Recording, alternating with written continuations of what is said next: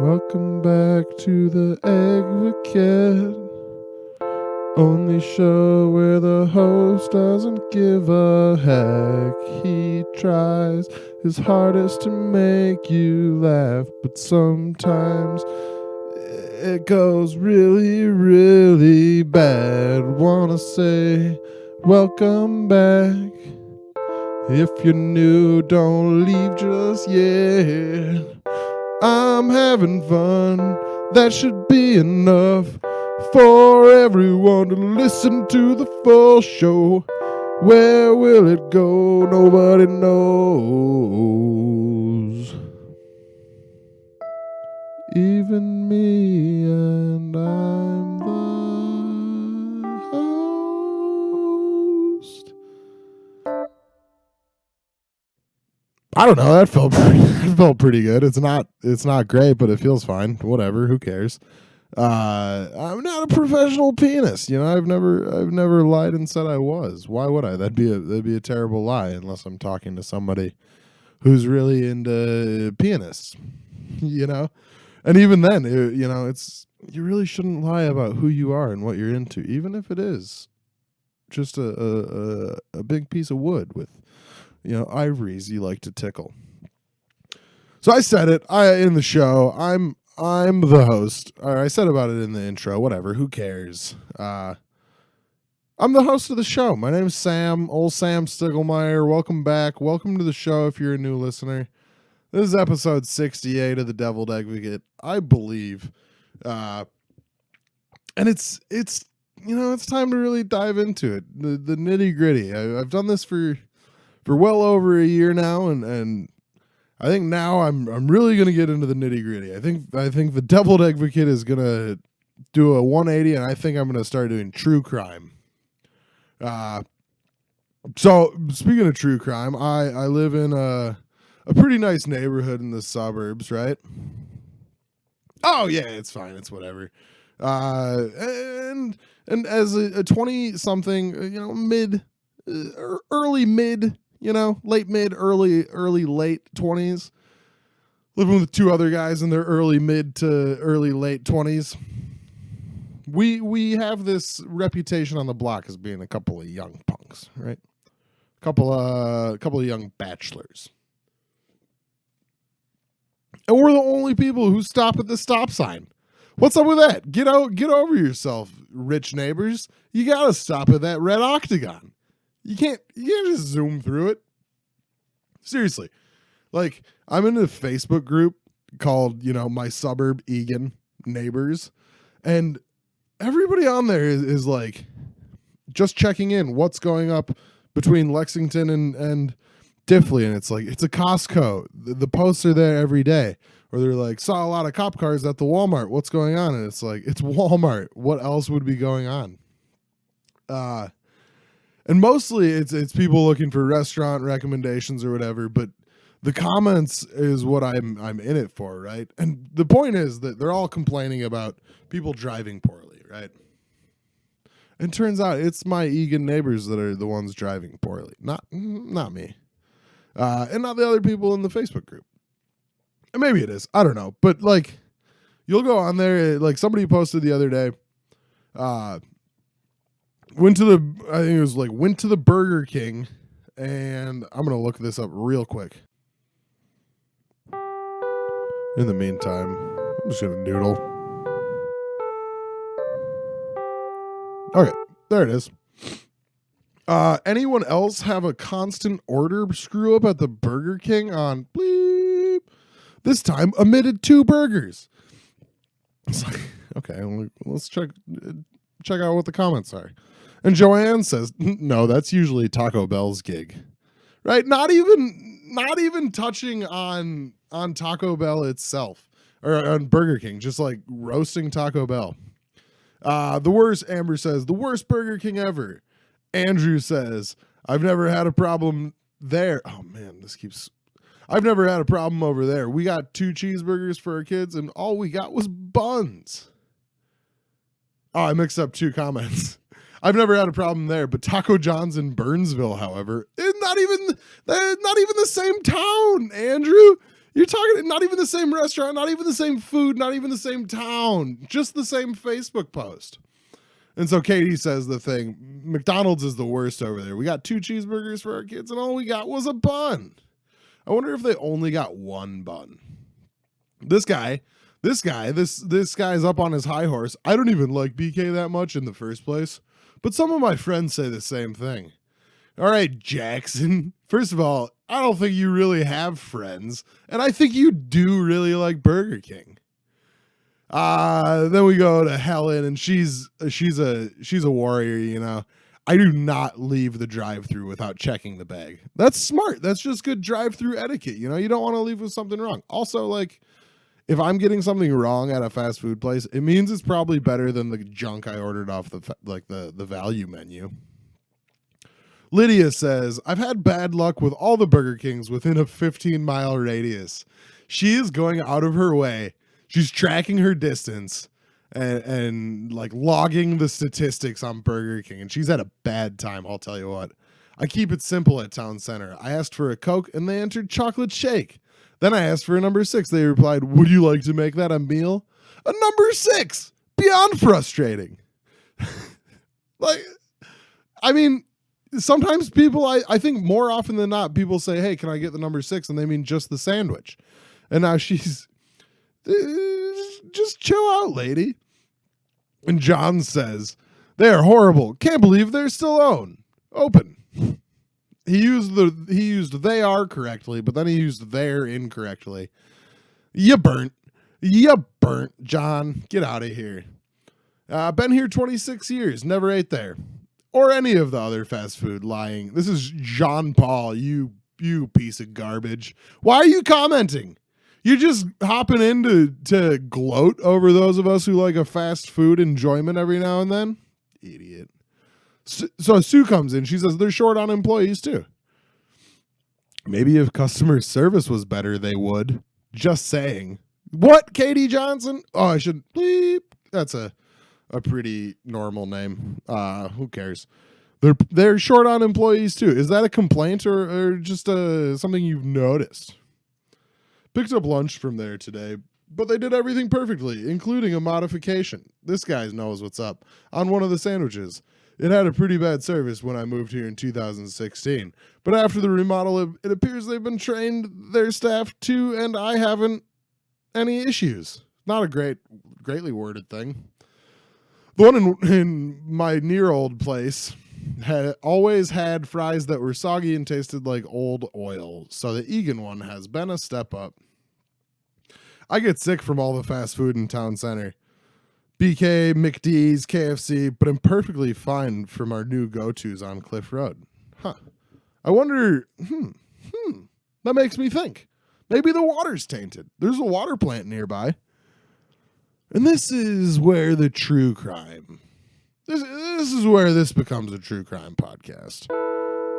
I've noticed that when I drink water in my transplanted hometown of Egan, Minnesota, where I won't be living for much longer, it makes me sweat a lot more. It makes me pee a lot more. And I can't stop peeing my pants, you know? I can't stop peeing my pants. So hey, Egan, get different water. Quit making me pee my pants. It's not that hard. I have heard a lot of complaints about the water levels and whatnot in our neck of the woods. And that's a lot better volume wise, I think. Maybe it's not. Maybe I'm still blowing out your speakers, you know? Got the new computer, trying to figure it out. Who cares?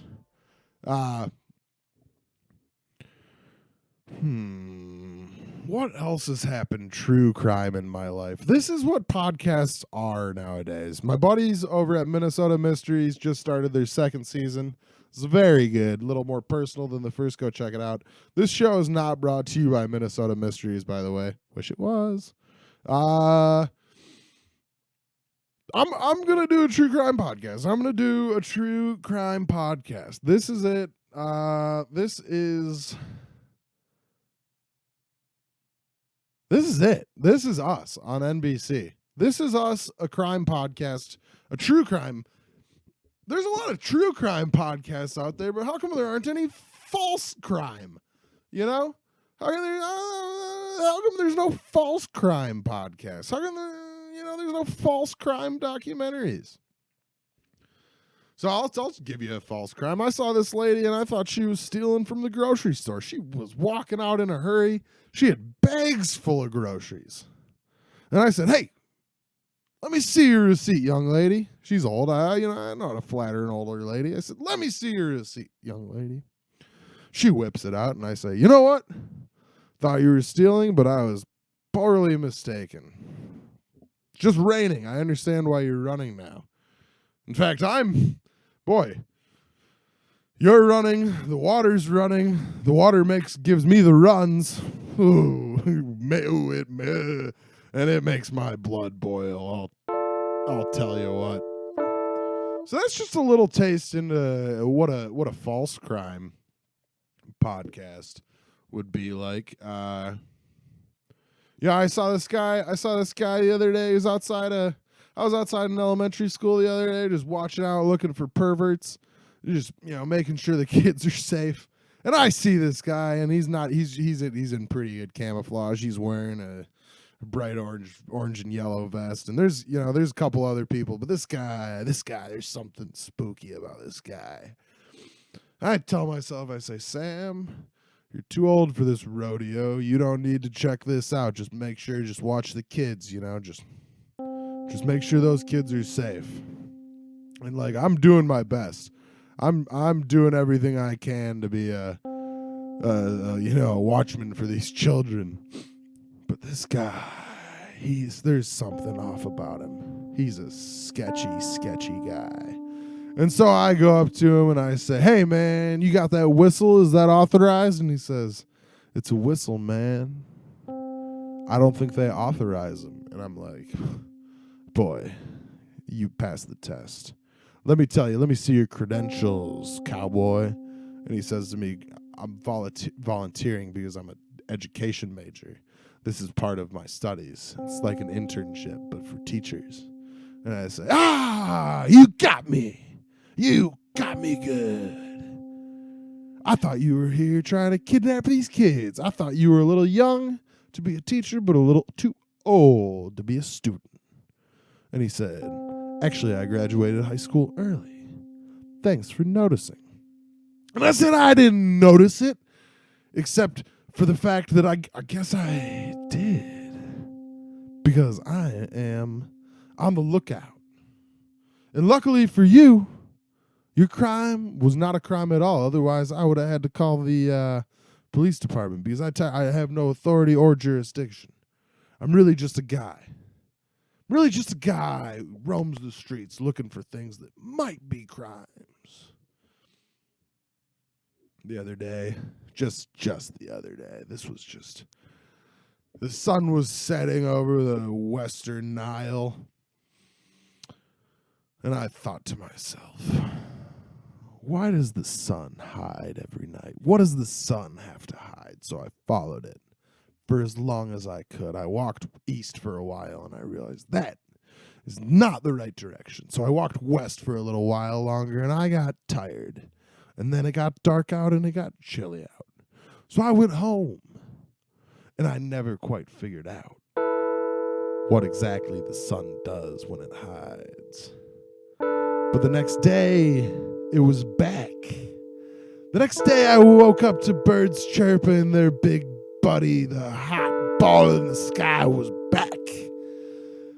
And I woke up and I said, "Get out of here, birds." I said, "I hate you, birds. I hate all birds." And you know what? I felt like a British incel. Let that one soak in. I hate all birds. The sun hides at night. Moon comes out and watches over us. Wonder if they'll ever fight. So the sun's back. Some days I think, is the sun out? And then I'm like, oh, it's just a bit overcast. And so I'll dive. I'll take out a log and I'll keep track of the sun. But for as long as I can remember, it comes up during the day. When everybody normal's out and about, and then goes out at night, hides at night. Boy, what does it do over the horizon every night? What is it? Does it bring joy to the rest of the world? Does it bring warmth to the rest of the world, you ask? No. I don't. I think the sun's just our thing. I don't think other people enjoy that. I don't think other planets utilize it the way we do. We use the sun to color our skins. I got a nice pink going on. It's fun. I have fun in the sun. And if you've bared with me for this long, if you made it through the false crime and the true crime podcasts, if you made it through the sing along, you're a champion. You're what I do this for. If you continue listening, you're gonna enjoy the rest of it. I think. It's been beautiful out, right? Absolutely gorgeous. Go from false crime to weather reporting. Hey. But I've been driving with my window down a lot lately. I've been driving with my sunroof open, I'm just kind of a cool guy like that. I'm not cool enough to have a convertible, but I'm cool enough to have a sunroof. So, cruising with the sunroof open, and I've noticed that the top half of my face is a bit redder than the bottom half. And you're like, hey, old Sam, it's because you got that gnarly-ass beard, dog. It's because you wear that gnarly beard, dog. And it's like, yeah, I do wear a gnarly beard. I do have a gnarly beard, dog. But it's just like eyes and up just get a little red. And it's, it's not bueno. It's not fun for your old boy. So I bought some sunscreen and have yet to put it on before work. Because, honestly, I get out of the shower. The last thing I want to do is...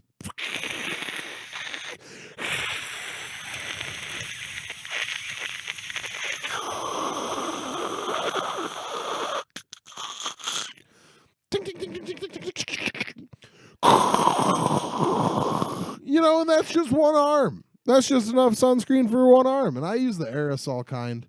The other stuff, they should make sunscreen that you lather on, but you don't have to lather it on with your palms, because I'm sick of, I put my sunscreen on and then all of a sudden I know everybody's like, hey, why do all our hot dogs taste like sunscreen? It's like, I don't know. Why is this? Maybe somebody pranked us. Maybe somebody, and yeah, I was the one grilling out, whatever. But maybe somebody pranked us. Maybe it was that girl.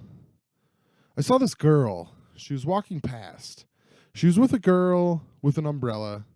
And the other girl, there was a dog. She was dragging a dog. She was dragging a dog by her underpants. I saw her.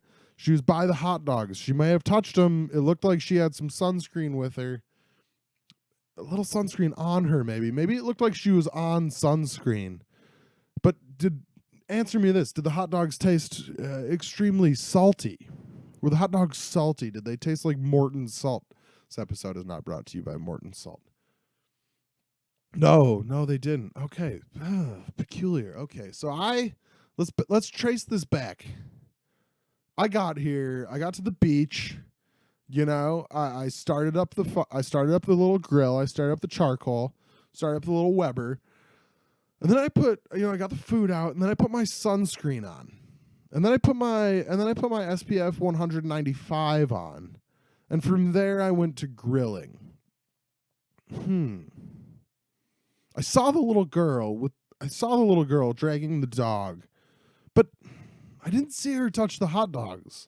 I normally keep my eyes out for mischievous activity, but it's like, and maybe I got the sunscreen on the hot dogs, okay? And maybe I thought the sunscreen was mayonnaise, okay?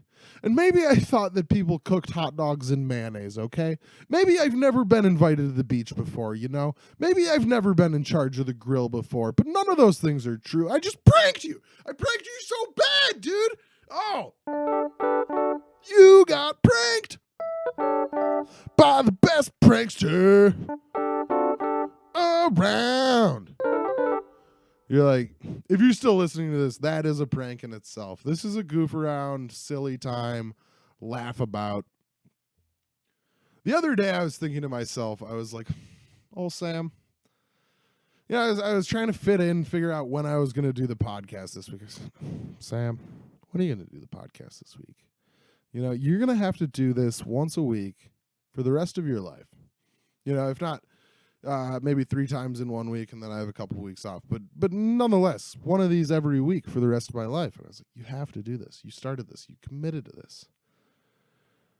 And then I thought, no, I don't have to. Because I can quit whenever I want. But I get to. I get to do this forever. And you guys have to listen. Hopefully at some point it becomes like the way they punish people in prison. Or in like what's worse than prison? An office job? Like they just make people listen to The Advocate day in and day out. That's the post-apocalyptic world I want to see. I want to see a world where people listen to The Advocate every day and they put mayonnaise on hot dogs as a condiment. I think that's something nobody's ever done before, and I might have just cracked the code.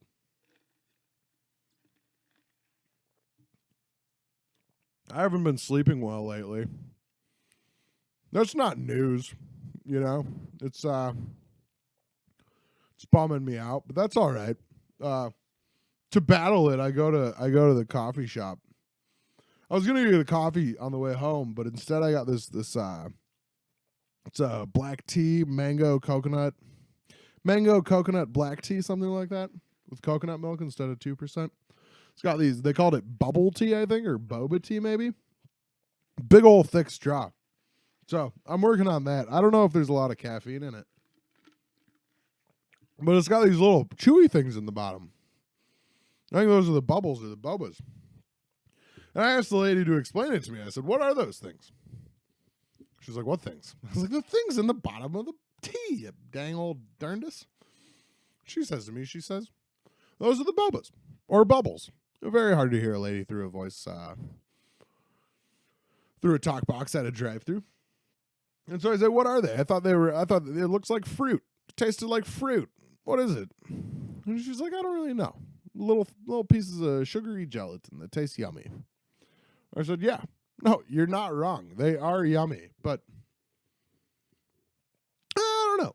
It's good. It's good. I like, you know, it's a summertime beverage. I would never order a mango coconut black tea with bobas in the winter. Get over yourself.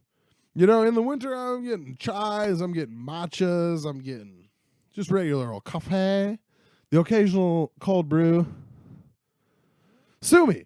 I drink an ice cold brew when it's cold out. Whatever. I don't care. It's fine. Who cares?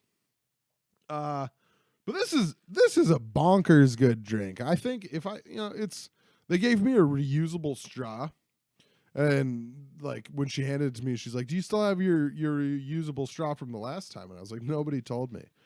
I mean, all straws are reusable except for those paper ones. And I'm trying to save the turtles. That's chill. I think we all should. I think we could let most fish die. Let's keep the ones that we have for sushi and whatever they make like popcorn shrimp out of. Get rid of the rest of fish. Who cares? You know, keep the banned fish. Get rid of fish sticks. Keep walleye. Keep salmon. Get rid of the rest.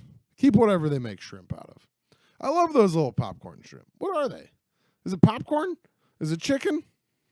Is it scramp? So she says to me, you still have your reusable straw? And I was like, I got like tons of straws. Like they're just kicking around the floor of my car. Got some at home. And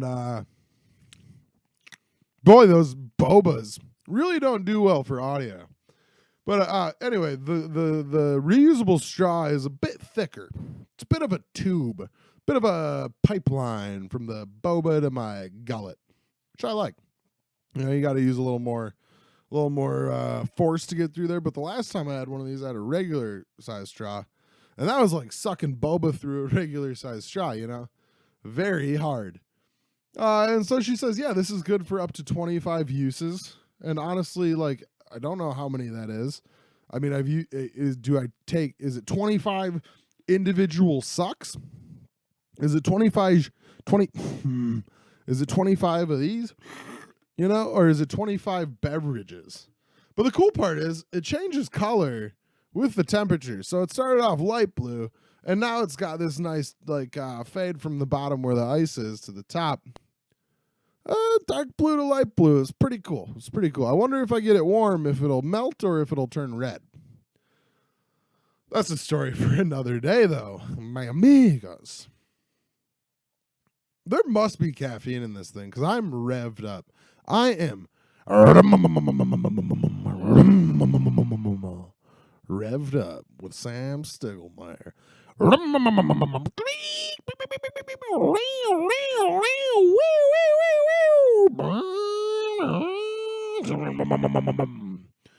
Sorry, my roommate's mowing. You ever think about how you guys ever think about how mowing and vacuuming are so different? You know, they both take off the top layer or whatever, but with mowing you actually cut it. With vacuuming you just suck it. You know, you just suck up the dirt. Mowing you don't suck up the dirt. If you sucked up the dirt when you mowed, bye-bye grass, bye-bye root system, bye-bye filtered groundwater. And when you mow, you generally do it back and forth or in a long, you know, lap oriented way. But with vacuuming, you more or less stand in a spot and then kind of go out and back, out, and then you move and you do it again. You know, imagine seeing somebody pushing their lawnmower like they do a vacuum cleaner. I'm going to do the, you know, however long my arm and the object I'm pushing, that, you know, that radius around me, and then I'm going to move. Or imagine, and this is even wilder. Imagine you come home, you see your mom and dad, you see your roommates, you see whoever you live with, and they're walking around the bedroom with a vacuum cleaner in one lap, or they're doing it in like straight lines. You're getting a divorce. If you see that, you're getting done. You break. I see my dad mowing the carpet that way. I say, Dad, you're going to a home. You're going to an insane asylum because you're a crazy person. You're a guano lunatic. And I think that was kind of a cool censor thing, you know. Like a lot of times people say the term batshit crazy, but there's this actual like really cool way to get around that. And it's to like guano is bat feces. Shout out Ace Ventura. And science class, but mostly Ace Ventura, where I learned a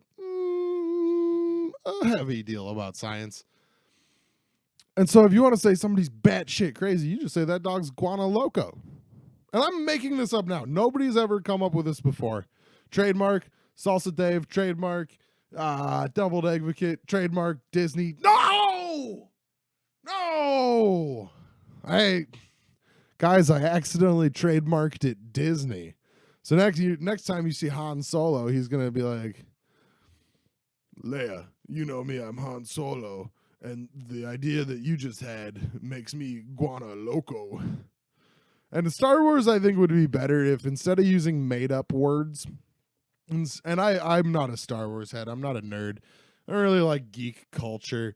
It's not because like nerds suck, which they do, dorks, nerds, geeks, put them in a bucket. Who cares?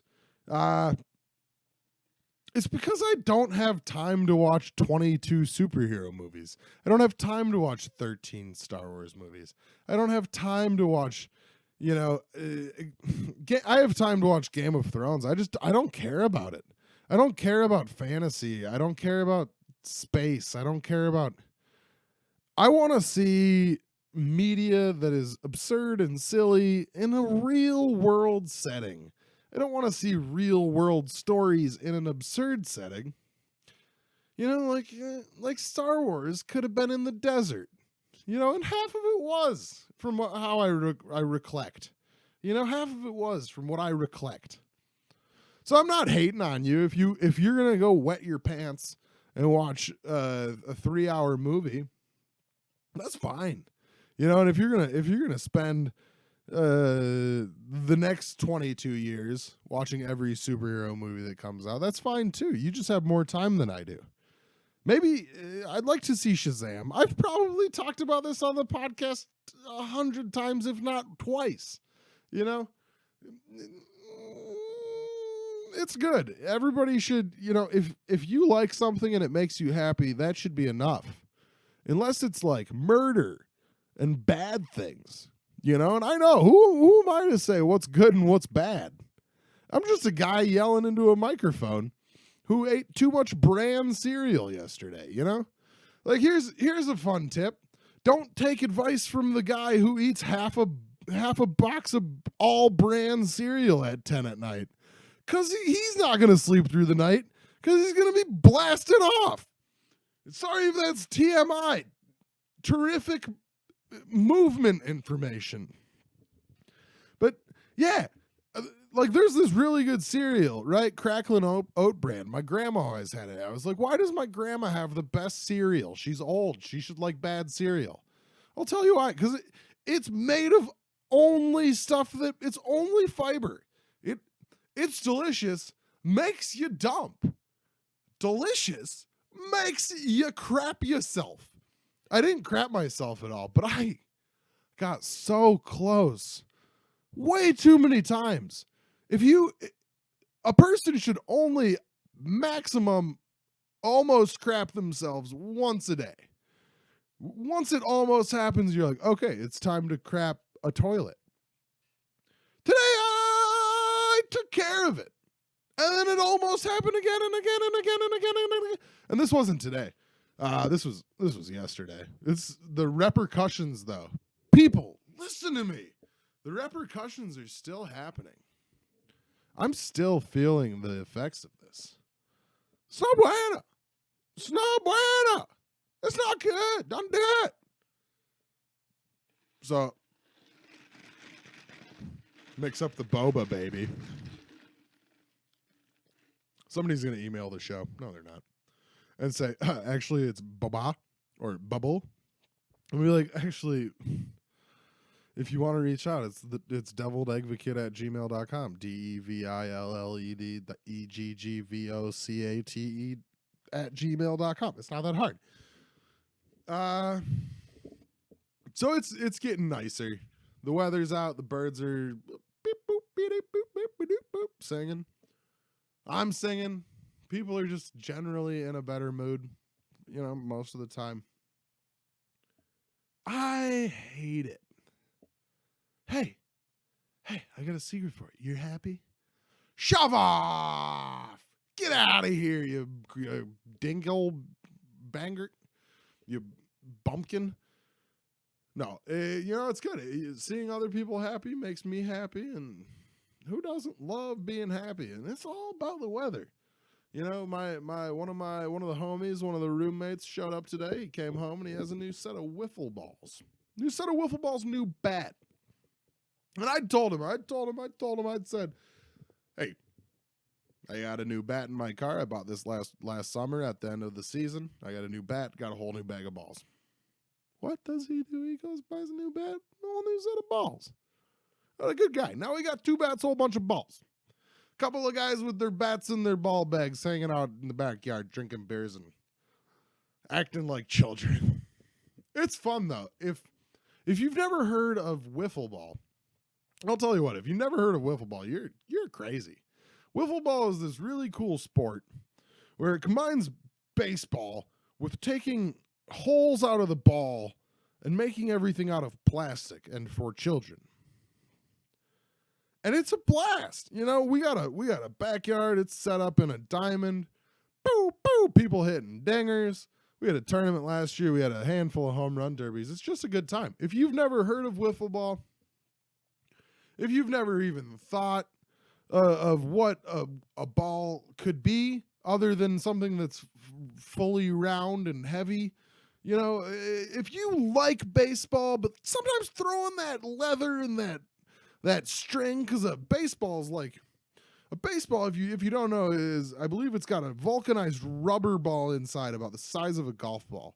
And then it's wrapped extremely tightly with twine or another thread. And then bound in 2 maxi pads of leather with a red string, generally. A wiffle ball is a plastic surface. It's a ball with holes in it. And so it whiffles, you know. Sometimes it whistles.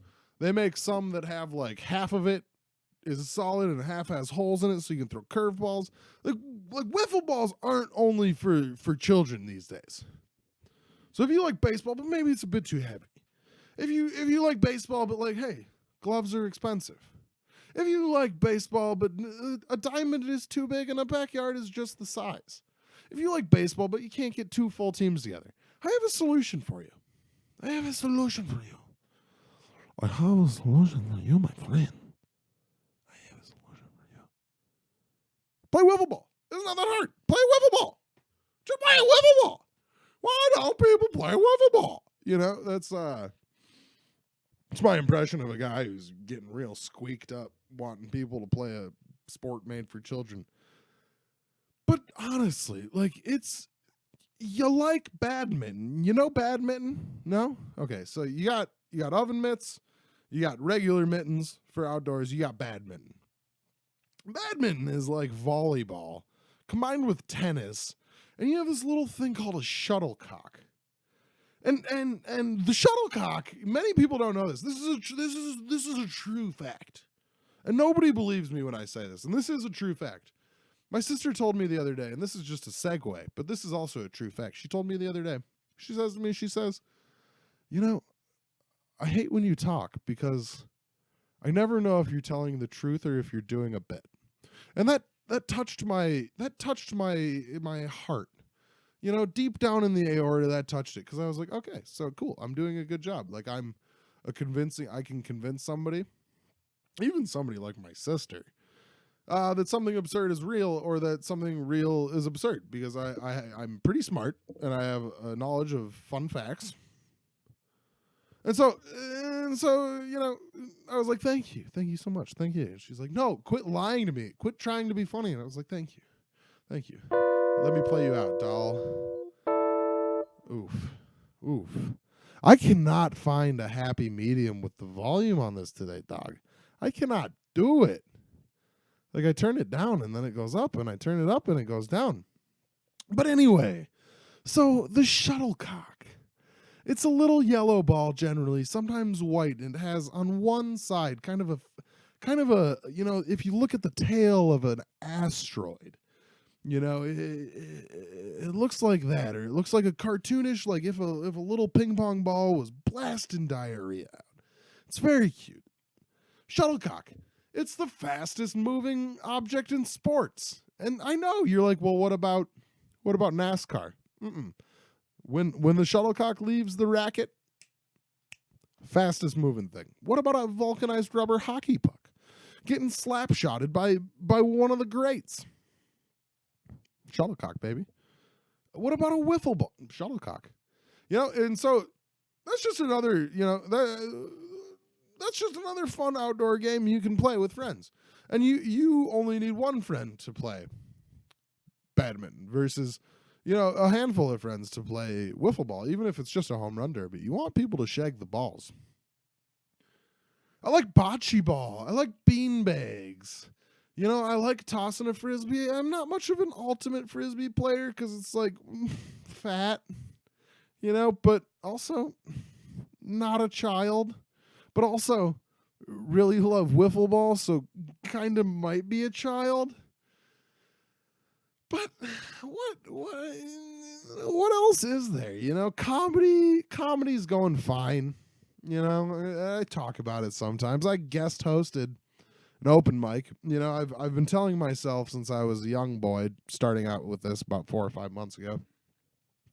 Said to myself, Sam, you could host an open mic night. You love having a schedule. You could be here in a place for 2 to 3 hours once a week.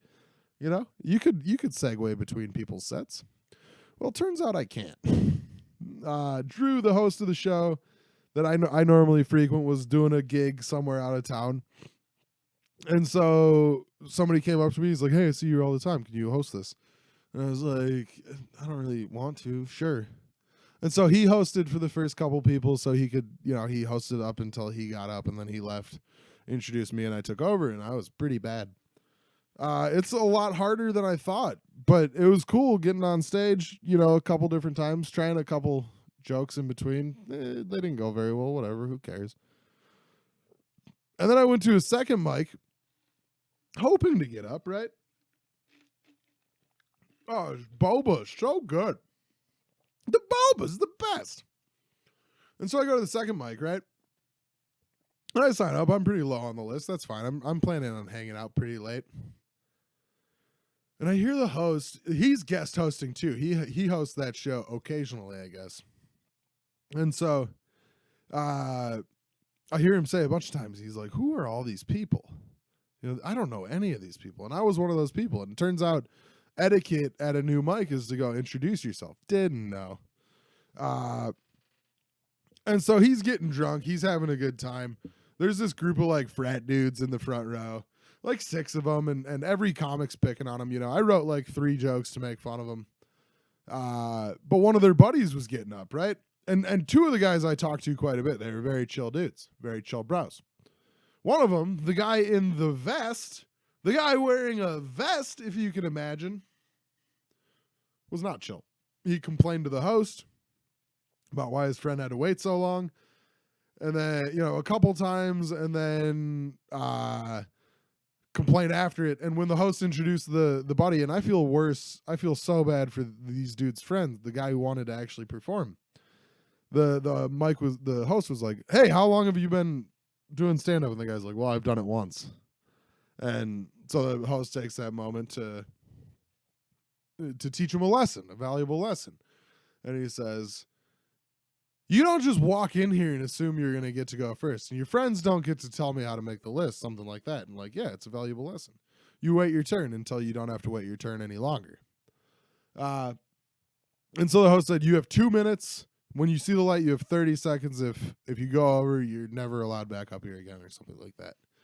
So he does his set. It's fine, whatever. It sounded like he was doing a set for like a tile company, like a corporate event. Like, oh, we get it. You graduated college and went into working in tiles, and now you're talking about nothing but tiles, and it's pretty killer material, my dude.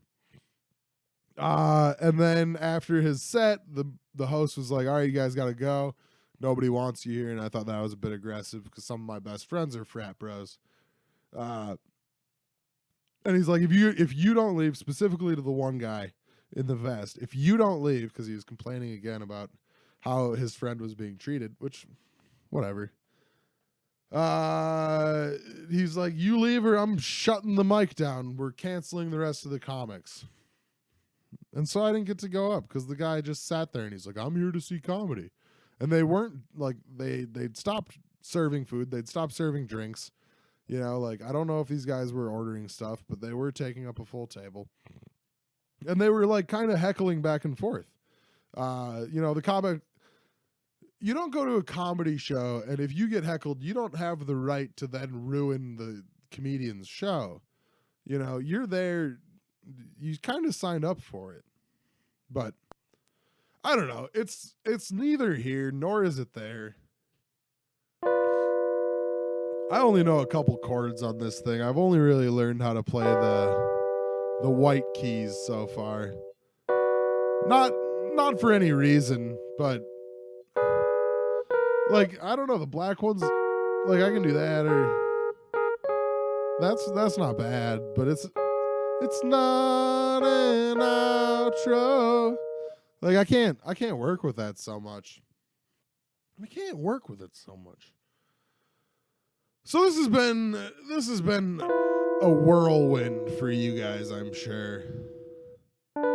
I'm sure it's been, if it's your first time, a little rough in some places, a little tough in some places, a little gruff in some places. But just so you know, that's what it's like every week, baby. This show is over now. Sometimes it's good, other times it's bad. I don't have much to say. Ran out of time easy today. This has been a false crime podcast. Very first kind of its kind, yeah.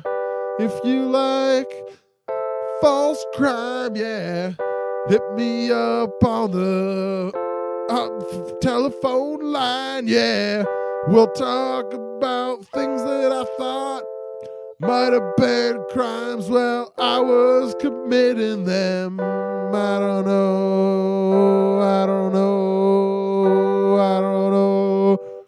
Time to go.